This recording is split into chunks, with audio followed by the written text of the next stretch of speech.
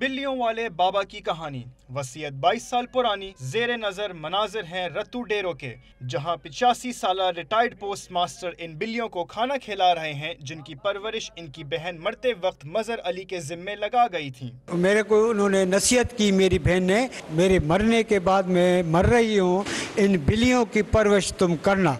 मैंने बोला कि जब तक मैं जिंदा हूँ मैं इनकी परवरिश करता रहूँगा। मजहर अली इन बेजुबानों की अपनी औलाद की तरह देखभाल करते हैं और पूरा दिन मुर्गी की दुकानों पर घूमकर बिल्लियों के लिए खाना जमा करते गुजारते हैं। मेरे को बहुत सुकून मिलता है, मेरे को इतना सुकून मिलता है कि मैं बोलता हूँ कि इनकी खिदमत करना ये भी एक इबादत है। पोस्ट मास्टर मजहर अली का कहना है कि जब तक वो जिंदा हैं इन बेजुबानों को तन्हा नहीं छोड़ेंगे।